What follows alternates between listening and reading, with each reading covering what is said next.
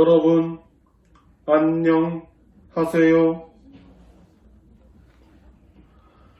오늘의 국어 수업은 독서 활동입니다. 교과서 94페이지의 야, 춘기, 야를 함께 읽고 독서 일지를 작성하겠습니다. 작성한 독서 일지는 아래 댓글 창에 제출해 주세요. 그럼 선생님과 함께 야, 춘기, 야를 감상해 보겠습니다. 소설 낭독 모드 활동 삐리리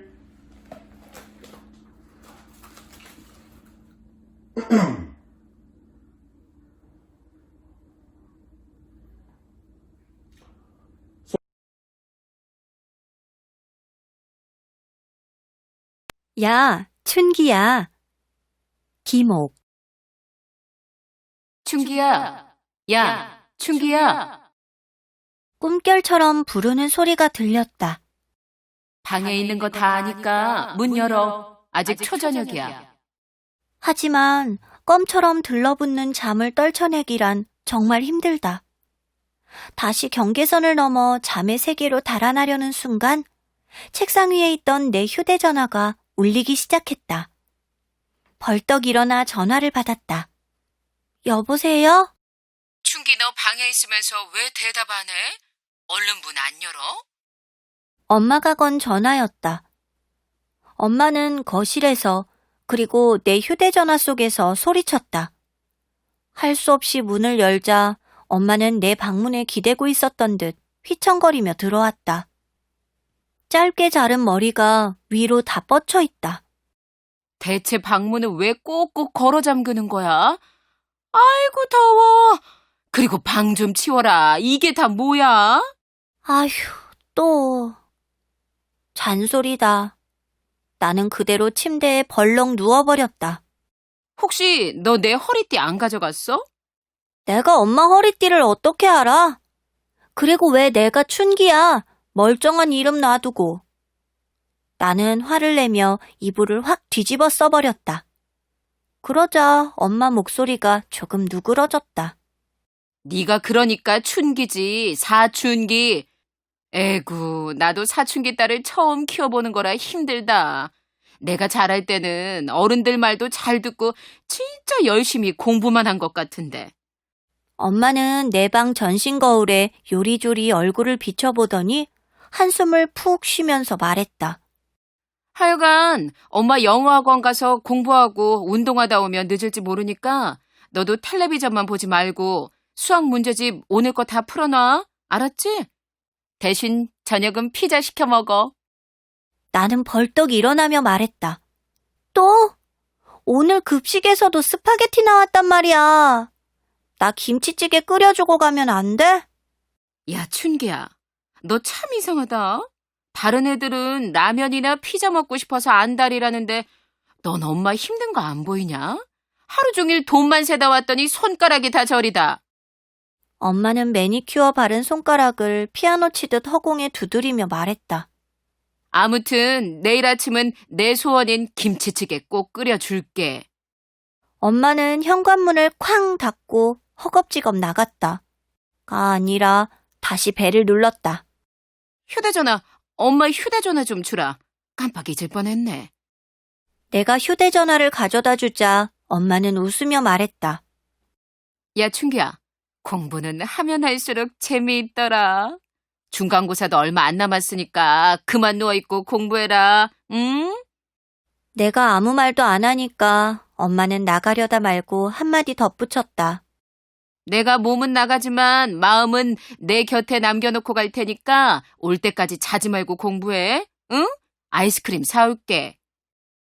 그러고는 또 문을 쾅 닫고 나가버렸다. 한바탕 전쟁이라도 치른 것 같다. 하긴 엄마의 생활 자체가 전쟁이긴 하다. 엄마는 낮에는 은행에서 돈을 세고 밤이면 영어 학원에다가 운동까지 다닌다. 엄마는 늦게 하는 공부가 재미있다고 한다. 그러면서 가을이 되자 부쩍 나까지 들볶는다. 중학교 가서 꼴등하면 안 되니까 지금부터 공부 열심히 해도. 왜 중학교까지 미리 걱정해야 하는지 이해가 안 가는 나는 요즘 멋내기라는 심오한 학문에 푹 빠져 있다. 정확히 말하면 어른 흉내내기라고 해야 할 것이다. 내가 장담하는데 이건 우리를 성공적인 삶으로 이끈다는 공부보다 훨씬 재미있다. 나는 맘에 드는 엄마 허리띠를 몰래 차고 다닌다거나 엄마 샌들을 끌고 학교에 가기도 한다. 그런데도 엄마는 학교에서는 내가 모범생인 줄 알고 있다. 하지만 난 그냥 모범생인 척 할 뿐이다. 그 가면을 쓰고 있으면 선생님이나 어른들을 대할 때 편하기 때문이다. 문제아인 애들도 진짜 속까지 문제아인 것은 아니다. 다만 그 애들도 그게 편하니까 그런 척할 뿐이다. 어른들만 속고 있지 애들은 다 아는 사실이다. 모범생이 피자를 시키기 위해 전화기에 손을 대자마자 전화벨이 먼저 울렸다. 누구냐? 예린이냐? 할머니! 내가 좋아하는 외할머니다. 어릴 적 엄마가 바빠서 할머니 댁 과수원에서 자라던 시절이 있었다. 그때는 엄마 없으면 큰일 나는 줄 알던 나이였다. 사과 따느라 바쁜 할머니에게 칭얼댈 때면 할머니는 말하곤 했다. 아가, 할머니랑 껌 사러 가자. 그래서 지금도 그렇게 내가 껌 씹는 걸 좋아하는 걸까? 그건 잘 모르겠지만 확실히 아는 건 지금은 엄마가 곁에 있으면 불편할 때가 많다는 거다. 특히 내 방에 불쑥 들어와 힐끔 책상 위를 살필 때면 정말 짜증난다. 우리 예린이 잘 있었지? 엄마는 아직 안 왔어? 아니, 왔다가 학원에 갔어. 우리 예린이만 혼자 놔두고? 날마다 바빠서 큰일이다. 할머니는 혀를 찼다.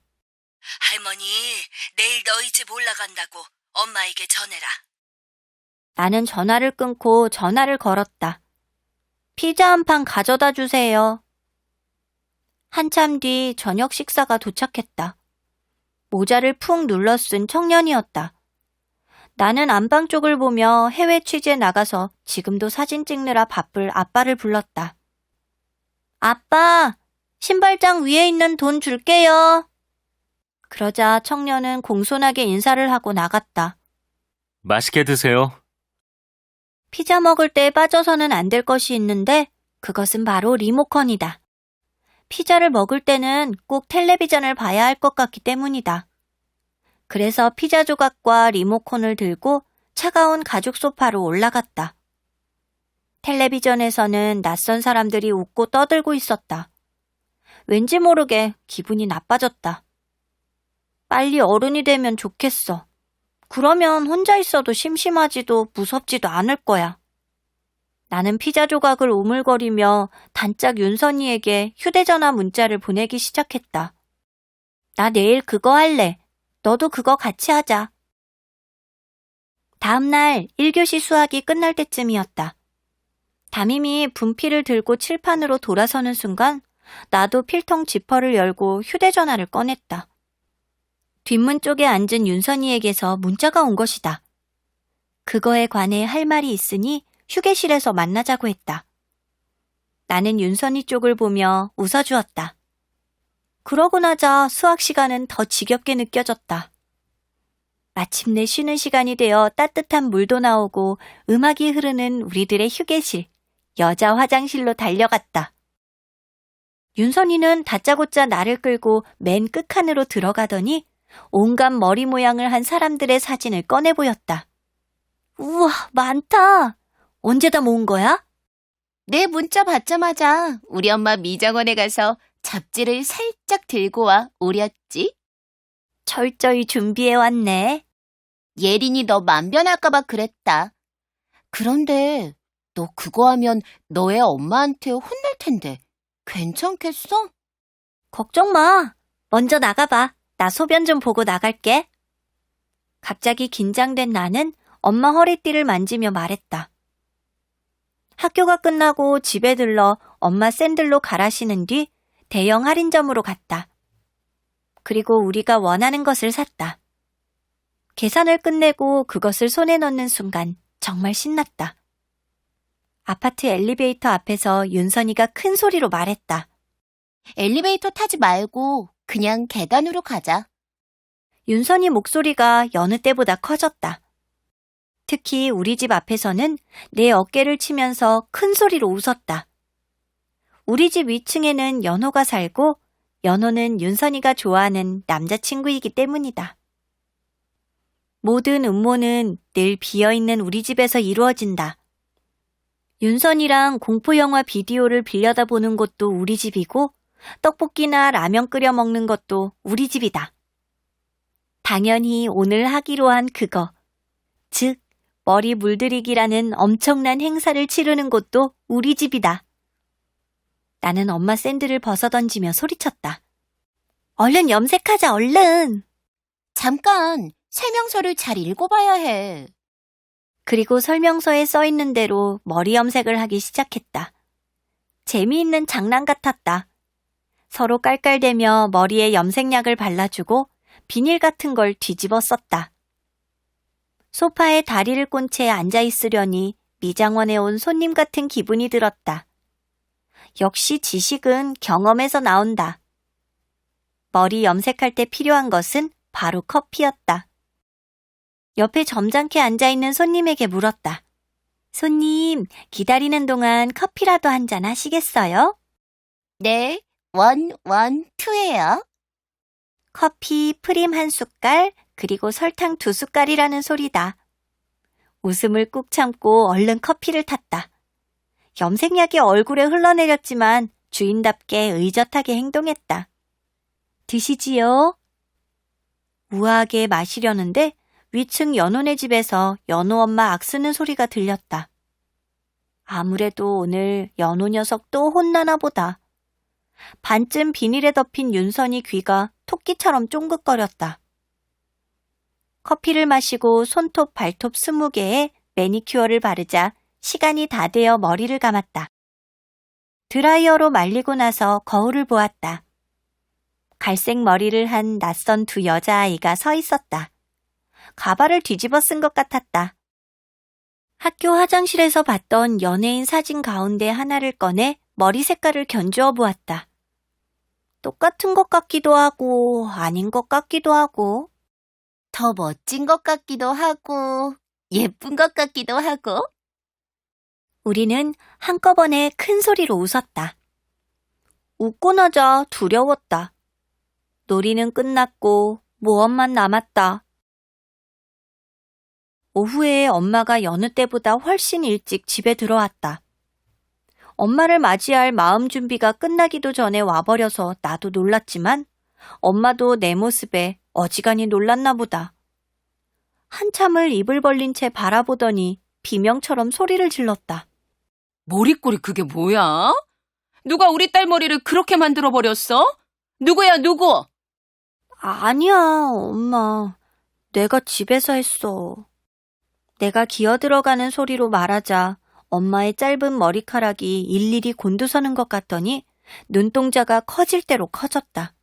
너 미쳤구나? 학생이 염색을 다 하고. 윤선이도 했는데. 내 말대꾸에 엄마는 불같이 화를 내기 시작했다. 집에서 하라는 공부는 안 하고 잘한다, 어? 그리고 매니큐어는 왜 발랐어? 너 지금 한 것 내 허리띠 맞지? 도저히 참을 수 없어. 날마다 엉뚱한 짓이나 하고. 엄마는 내가 차고 있던 허리띠를 휙 빼앗아 가더니만 또다시 소리쳤다. 휴대전화도 압수야. 내가 너만한 나이 때는 공부만 하고 책만 읽었다. 도대체 누굴 닮아 엉뚱한 궁리만 하는 거야? 휴대전화를 뺏기고 나자 억울해서 눈물이 다 나왔다. 더 이상 참을 수가 없어 소리쳤다. 엄마도 화장하고 파마도 하잖아. 나하고 너하고 같아? 나는 어른이고 너는 학생이잖아. 그럼 엄마처럼 바쁘다는 핑계로 딸 밥도 잘 안 챙겨주는 거는 엄마 노릇 잘하는 거야? 나는 울면서 소리쳤다. 내가 누구 때문에 이렇게 열심히 사는데. 누군 누구야? 엄마가 좋아서 엄마 인생 사는 거지. 나는 바보처럼 공부만 하면서 살고 싶지 않아. 해보고 싶은 것은 다 하면서 살 거야. 그리고 절대로 엄마처럼은 살지 않을 거야. 엄마 눈이 휘둥그레졌다. 짧은 순간 커다란 눈 가득 눈물을 글썽이더니 내 등짝을 세게 후려치며 말했다. 난 애들이 어른한테 대드는 꼴은 죽어도 못 봐. 하여간 검은 염색약 사다 다시 염색할 거니까 그런 줄 알아. 나는 내 방에 들어가 문을 걸어 잠그고 엉엉 울었다. 집 나가버릴 거야.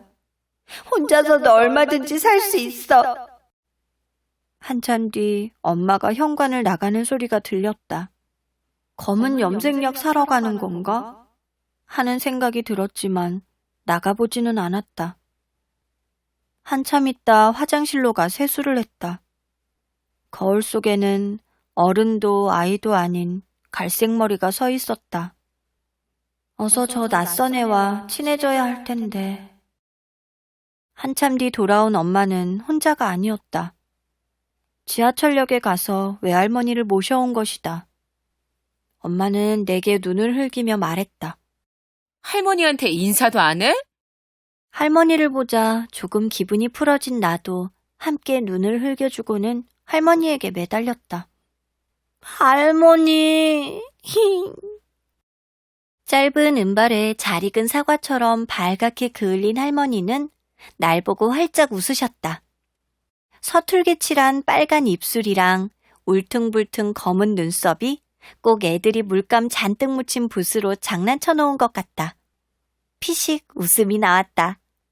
아이고, 우리 예린이 공부하느라고 힘든가 비쩍 말랐네.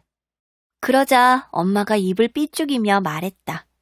공부는 무슨, 멋내느라고 정신없대요. 저 멋진 머리 좀 봐. 그런데 할머니는 오면서 이미 엄마에게 이야기를 들으셨나 보다. 생각보다 잘 들였네.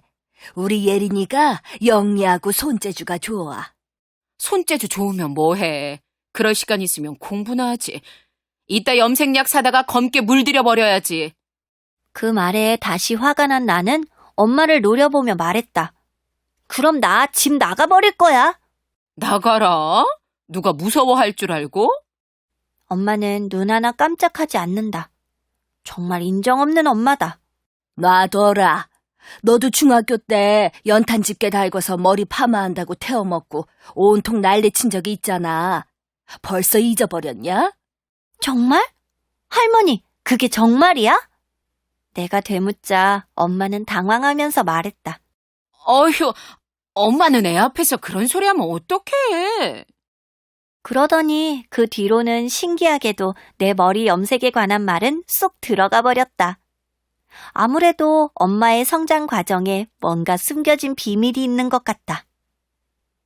우리는 셋이서 식탁에 둘러앉아 저녁을 먹었다. 그리고 할머니가 가져온 사과를 먹었다. 사과는 단물이 줄줄 흘렀다. 할머니는 엄마랑 함께 안방에서 자기로 했다. 나는 할머니를 졸랐다. 할머니, 나랑 같이 자, 응? 우리 엄마다? 왜 빼앗아 가려고 그래? 엄마가 마음이 많이 풀렸는지 농담을 했다. 결국 할머니랑 엄마랑 나는 거실에 나란히 누웠다. 우리는 사이좋게 텔레비전을 보았다. 엄마는 시골 동네 사람들 안부부터 할머니네 똥개 백호의 소식까지 묻더니 피곤한지 이내 코를 골며 잠이 들었다.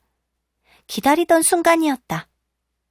나는 엄마 잠든 걸 확인하고 할머니에게 소곤소곤 물었다. 할머니, 엄마는 나만 할 때 공부만 했어? 그러자 할머니가 잠이 묻은 소리로 말했다. 누구? 네 엄마가? 응, 공부가 너무 재미있어서 뭣도 안 부리고 죽으라고 공부만 했대. 그래서 나는 엄마 딸 같지가 않대. 엄마 닮은 구석이 하나도 없어서 그렇게 놀궁리만 하는 거래. 아이고, 별소리를 다 한다. 내 새끼가 어때서 사과처럼 예쁘기만 하구먼. 저 클 때는 안 그랬나? 그때 남학생들이랑 빵집으로 들판으로 극장으로 얼마나 쏘다니던지 내가 학교도 한번 불려가고 진짜 속 썩었는데 그건 까맣게 잊었는가 보다. 정말? 엄마가 그렇게 할머니 속을 썩였단 말이야? 할머니는 아차 했는지 입을 다물더니 얼른 덧붙였다. 아니, 그게 아니고, 그래도 내 엄마는 형제들 중에 가장 인정이 많았어. 속 썩일 때도 있었지만 용돈 모아서 선물도 사다 주고 과수원 일하고 오면 등도 주물러 주고 애교도 부리고 하던 건 내 엄마였단다. 엄마의 비밀이 드러나 버렸다. 그동안 나만 감쪽같이 속았다. 역시 얼른 어른이 돼야 한다. 할머니, 나도 얼른 어른이 되면 좋겠어. 어디든 마음대로 가고 내 맘대로 다 해볼 거야. 그러자 할머니는 웃으며 말했다. 그래야지. 우리 예린이는 잘할 수 있을 거야. 할머니는 우리 예린이를 믿어요. 무엇이든 하고 싶은 것은 다 해보고 세상을 돌아다녀 보렴. 그런데 예린아, 사과는 오랫동안 충분히 익어야 달고 맛있단다. 햇빛도 마음껏 쬐고 별빛도 마음껏 받고 비도 맞고 바람도 받고 이슬도 먹고 이상해서 보니 할머니는 어느새 잠들어 있고 엄마의 코 고는 소리만 요란하다. 엄마는 그래놓고 나한테는 그렇게 거짓말을 했단 말이야. 자는 엄마 모습을 보니 이상하게도 화가 나기보다 피식 웃음이 나왔다. 엄마에게도 나와 같은 시절이 있었던 것이다. 아무래도 집 나가는 것은 잠깐 뒤로 미뤄야겠다. 할머니랑 할머니 속에서 나온 엄마랑 엄마 속에서 나온 나는 나란히 누워 그렇게 잠이 들었다. 할머니는 닷새 동안 우리 집에 머물렀다. 엄마가 더 있으라고 졸랐지만 할머니는 이제부터는 열심히 사과만 따야 하는 때가 됐다고 했다. 우리 집에 온 이튿날, 할머니는 여러 종류의 김치를 담그고 김치찌개를 끓였다. 엄마는 할머니에게 편안한 신발을 한 켤레 사드렸다. 그 다음날 할머니는 된장찌개를 끓이고 골고루 밑반찬을 만들었다. 엄마는 할머니를 모시고 안경점으로 가 안경을 맞춰드렸다. 또 그 다음날 할머니는 오리탕을 끓이고 엄마랑 나는 할머니 머리를 염색약으로 검게 물들여드렸다. 그리고 사과보다 더 빨간 옷을 한 벌 사드렸다. 할머니는 점점 젊어졌다. 역시 우리 엄마 음식 솜씨가 최고야. 할머니가 끓여준 오리탕을 먹으며 엄마는 젊어진 할머니 앞에서 어린애처럼 어리광을 부렸다. 나는 확실히 알았다. 우리 엄마도 누군가의 딸이구나. 그리고 정확히 닷새째 되는 날 할머니는 내려갔다. 닷새는 엄마와 나의 몸과 영혼이 회복되기에 충분한 시간이었다. 할머니를 지하철역까지 바래다 준 엄마는 자전거를 꺼내더니 말했다. 야, 춘기야, 우리 들꽃공원으로 운동하러 가자. 엄마는 내가 좋아하는 초록껌 하나를 내밀었다. 엄마가 내미는 껌 하나에 마음이 열린 나는 인라인 스케이트를 신고 따라 나섰다. 우리 누가 잘 타나 시합할까? 당연히 내가 이기지. 엄마는 절대 내 속도를 따라올 수 없을걸? 그러니까 이 엄마가 서툴러서 넘어질 때면 내가 좀 봐줘라, 응? 그건 내가 엄마에게 하고 싶던 말이라고. 아참, 내가 엄마 머리도 빨갛게 염색해줄까? 그러자 엄마 자전거가 휘청거렸다. 엄마는 얼른 균형을 잡더니 내게 눈을 흘겼다. 나는 큰 소리로 웃었다. 우리는 들꽃 공원을 신나게 돌았다. 함께 딱딱 소리내어 씹는 껌소리가 경쾌하게 울려 퍼졌다. 꼭 이중창 같았다.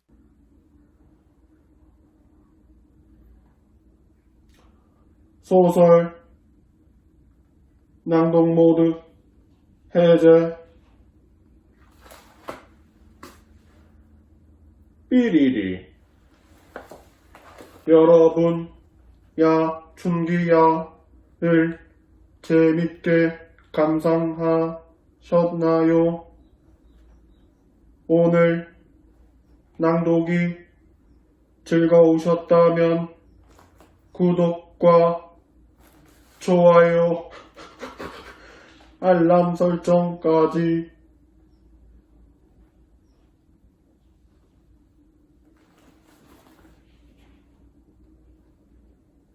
독서 일지를 꼭 제출합시다. 그럼 내일 국어 시간에 만나요. 안녕.